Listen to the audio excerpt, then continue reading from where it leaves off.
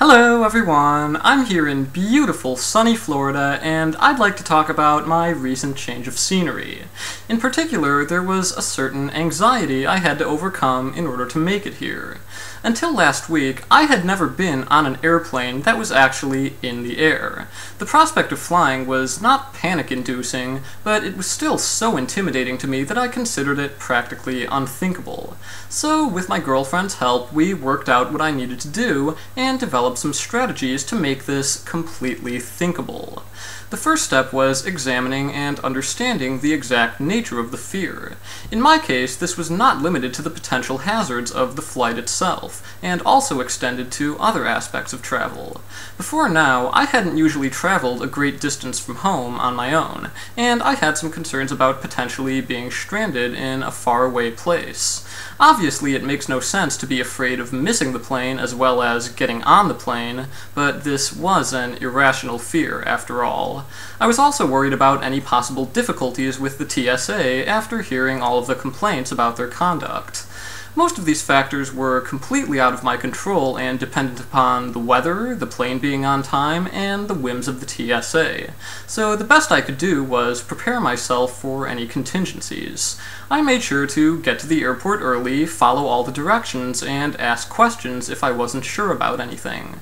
That's pretty much the most that can be done about this. Instead of mentally regarding the process as a single, imposing, monolithic event, I focused on breaking it down and taking it one step at a time until it was done.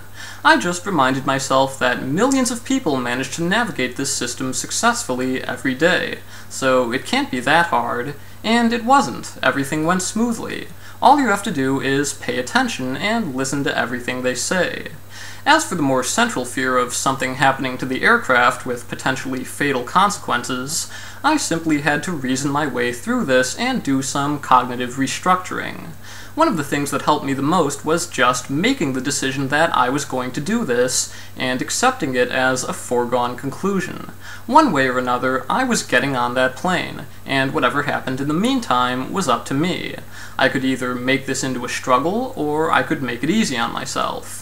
I made myself understand that the integrity of the plane was not dependent upon my personal anxieties. Whether I was tense or indifferent would have no effect on the ultimate outcome, so worrying about it was actually unnecessary and pointless. Given the choice between getting there while being stressed throughout the flight and getting there without being stressed, the answer was obvious. This anxiety was only causing me trouble, and so the best choice was to stop worrying. I also asked myself why I should worry about my particular plane being involved in an accident any more than all the other planes in the air that day.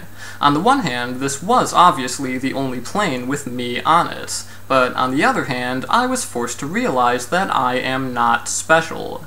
We all tend to perceive ourselves as the center of the universe. From our perspective, that's where our self-awareness and subjective experience is always located.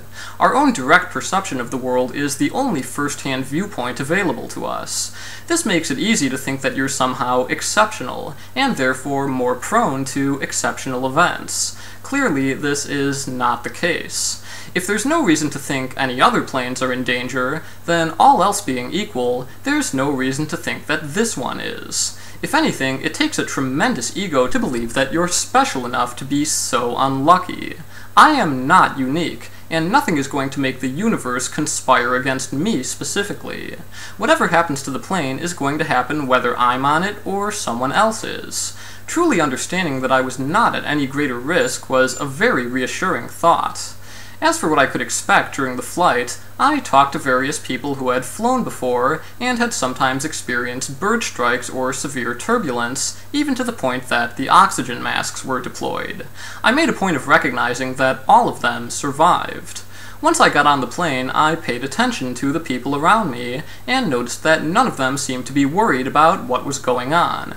If they were alarmed, I would have considered that cause for concern, but they weren't, and so I wasn't either. It is a little bumpy, but no more so than driving on an uneven road. I also acknowledged that their own expectations that the plane would land safely were statistically far more valid than any expectation of disaster. They were much more likely to be right, and so that was the more accurate belief for me to hold. It also helped for me to try and conceptualize the aircraft as just being another area of space, even if it is a great distance above the Earth. For most of the flight, you can barely tell where you are, so it's easy to imagine that you could be almost anywhere. Even now that I'm in Florida, it doesn't feel any different from home. Florida and home are just areas of space, none of them being intrinsically special. Finally, I did my best to forget all my preconceptions and pretend that I was a person for whom flying was completely normal and routine. I just acted like I knew what I was doing and tried to approach the experience from a standpoint of detached curiosity. This actually worked for me, and I hardly felt a moment of apprehension throughout the entire process. I expected that I would be somewhat on edge throughout the flight, but within minutes after takeoff, it became intensely boring. And by the time we landed, I was someone for whom this is normal and routine. I realize that for some people, their fear of flying may be much more severe than mine was, and these techniques might not work for everyone.